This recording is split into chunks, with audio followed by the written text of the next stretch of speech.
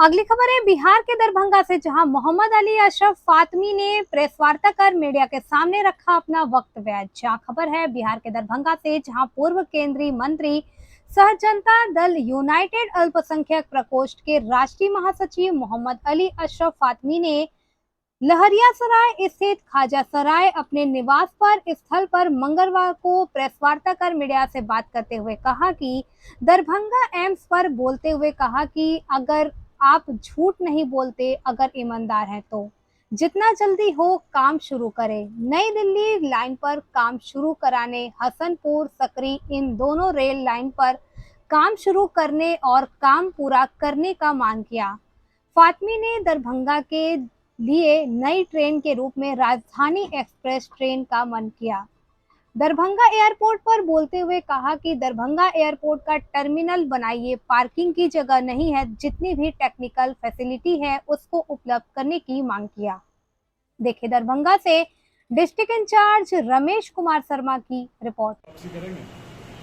घर वापसी मतलब क्या? आरजेडी से पहले आए थे। मैं हूँ भाई साहब। आरजेडी से आए थे यहाँ पे जदयू में, तो फिर से क्या आप आरजेडी में जाना पसंद अच्छा करेंगे? एक चीज बता दो कि अब आपको जनता दल यू में और आरजेडी में कोई अंतर लग रहा है? सब एक है, सभी एक है, कोई फर्क नहीं। भी है वहाँ बड़े बड़े हाई मतलब राइस ड्राइवर्स हैं। उससे खूबसूरत मैं नहीं समझता हूँ कि हिंदुस्तान में कोई शहर वो बन सकता है समुंदर के अंदर, लेकिन ये 7 फीट 8 फीट गहरा मिट्टी भर करके यहाँ पर एम्स नहीं बन सकता है। ये सिर्फ एक बहाना है, झूठ बोलना है कि हमको बिहार में काम करना है, काम कर रहे हैं, अब बिहार को कुछ देना नहीं। अगर वो ईमानदार है तो जितना जल्दी हो उसका काम शुरू करें। हमारी मांग है कि नए कामों को छोड़ो, हमारी जो 2 नई रेल लाइन है उसके काम को शुरू कराओ, हसनपुर सकरी लाइन को पूरा करो, नई रेल लाइन दो, नई रेल गाड़ियां दो, जिसमें हमारी मांग है कि राजधानी एक्सप्रेस दरभंगा से चले। एयरपोर्ट का टर्मिनल बनाइए, उसकी जितनी टेक्निकल फैसिलिटी है उपलब्ध कराइए। पार्किंग की जगह नहीं है, मतलब कितनी आप देखिएगा रोड के ऊपर किस तरह का माहौल है, तो जल्द से जल्द उसको कराएं और उसी तरह से एम्स के काम को जितना जल्दी हो शुरू कराने का काम करें। सिर्फ पार्लियामेंट के अंदर बोलने से, अखबारी बयान से काम नहीं होगा, और ऐसा नहीं हुआ तो आपसे मैं कह देना चाहता हूं कि अक्टूबर नवंबर जैसे ही मौसम ठीक होगा हम लोग आंदोलन करेंगे इसको लेकर के, और उजागर करेंगे कि ये बिहार के साथ, दरभंगा के साथ, मिथिलांचल के साथ किस तरह का सौदालापन ये सरकार कर रही है। भाई पहले का छोड़ दो, 9 साल में आपने क्या किया दरभंगा के लिए, वो तो आपको बताना पड़ेगा। मुझे प्रसन्नता है आपको बताते हुए कि बिहार सरकार ने डीएमसीएच को 4,200 करोड़ रुपए दिया है, जिससे 2500 बेड का सुपर स्पेशलिटी हॉस्पिटल तैयार होगा। इसके लिए माननीय नीतीश कुमार जी का, तेजस्वी यादव जी का हम लोग दरभंगा वासी धन्यवाद करते हैं। हमारे दोनों नेताओं का दरभंगा के ऊपर पूरी निगाह है, नजर है, हर तरफ जो कुछ दरभंगा के लिए हो सकता है ये दोनों मिलकर कर रहे हैं, और इसके लिए मैं दरभंगा वालों की तरफ से उनका शुक्रिया अदा करता हूँ। दूसरी तरफ मैं बता दूं कि 2024 का चुनाव आएगा, हम लोग अपना दरभंगा का, मिथिलांचल का एजेंडा भी तय कर रहे हैं।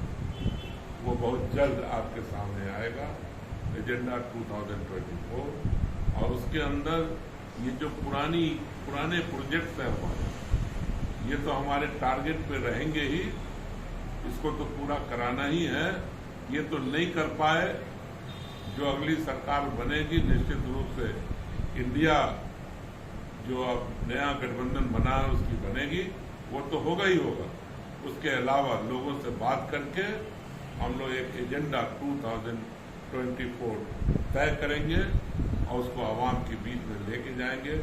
उसके बुनियाद पर यहाँ से चुनाव लड़ेंगे हम लोग और चुनाव लड़ करके यहाँ से और मिथिलांचल से जितनी सीटें हैं हम लोग इंडिया के लिए जीतने में जरूर निश्चित रूप से कामयाब होंगे। मैंने अपना कार्यक्रम रखा है और उसमें मैं पांचों जो इस इलाके के मिथिलांचल में जो खास तौर से आते हैं, समस्तीपुर, बरियारपुर, दरभंगा, मधुबनी, झंझारपुर, इसमें हमारे 501 कार्यक्रम छोटे और बड़े होंगे, जिसमें कार्यकर्ता सम्मेलन भी हो सकता है, पब्लिक मीटिंग हो सकती है, सेमिनार सिंपोजियम हो सकता है।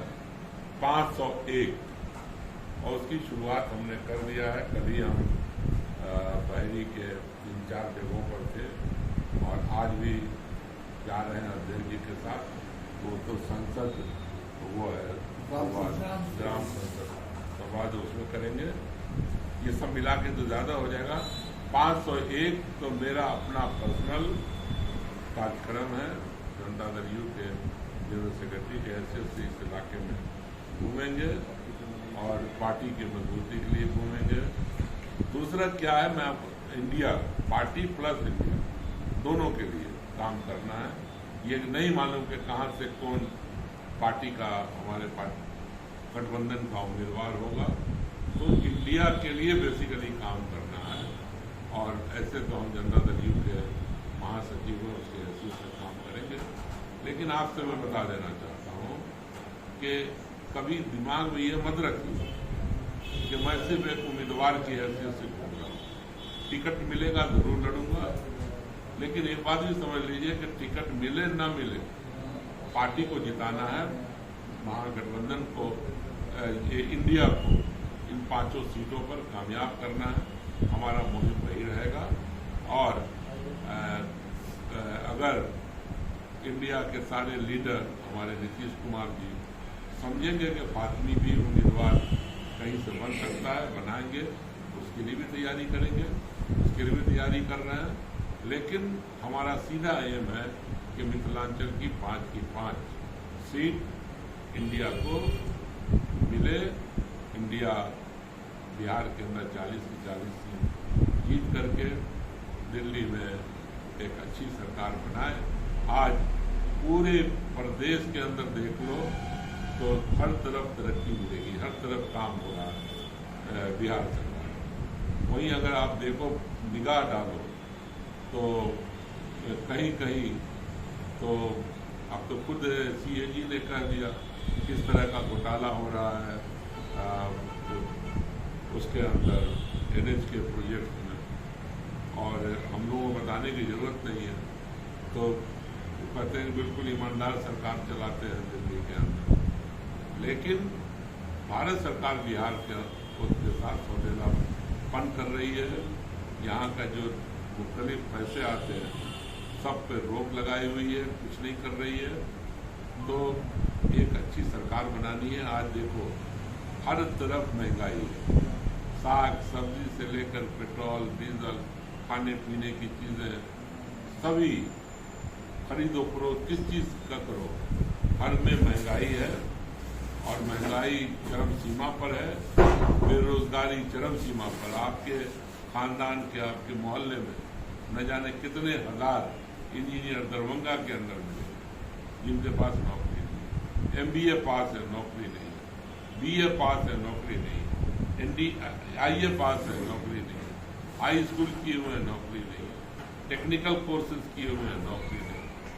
तो ये जो पूरे बेरोजगारी पूरे देश के अंदर जो चरम सीमा पर है, महंगाई, भाईचारा टूट रहा है।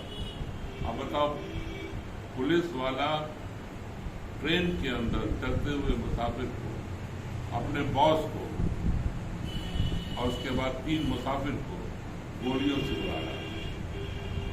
आज जो कुछ हो रहा है नूह के अंदर, आज जो कुछ हो रहा है मणिपुर के अंदर, शर्मनाक है मुल्क के लिए। और मणिपुर ने तो सभी सीमा को क्रॉस कर दिया। जब 2 लड़कियों को नग्न करके आम आदमी के सामने, पुलिस के सामने घुमाया जा रहा, इससे ज्यादा शर्म की बात कुछ नहीं है। 150 से ऊपर लोग मर चुके हैं मणिपुर। अभी 3 दिन पहले फिर 3 मौतें हुई हैं।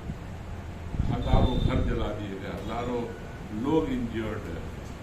और वहाँ तो ये नहीं कर सकते, वहाँ अब देख लो जहाँ जहाँ इस तरह के वाकयात हो रहे हैं, चाहे ट्रेन का वाकया हो, चाहे नूह का वाकया हो, चाहे दिल्ली में वाकया हो रहा हो, चाहे मणिपुर में, ये 2 इंजन वाली सरकारें हैं, 2 इंजन वाली सरकारें। तो ये इन जगहों पर, और ये कुछ नहीं, एक माहौल बनाना है, देश के अंदर नफरत पैदा करना है और नफरत पैदा करके वोट जमा करना है। कल ही मैं देख रहा था अमित शाह जी अलीगढ़ में थे और ऐसी भाषा का इस्तेमाल मीटिंग के जरिए, होम मिनिस्टर जहाँ बैठा हो, जहाँ चीफ मिनिस्टर बैठा हो, तो ये किस तरफ जा रहा है मुल्क, ये समझ से पड़े है। और ये सीधा सीधी एक उस दिशा में जा रहा है जो लोग कह रहे हैं कि कॉन्स्टिट्यूशन में अमेंडमेंट करेंगे, देश के अंदर नया संविधान लाना चाहते हैं और मुल्क को पता नहीं कहाँ ले जाना चाहते हैं।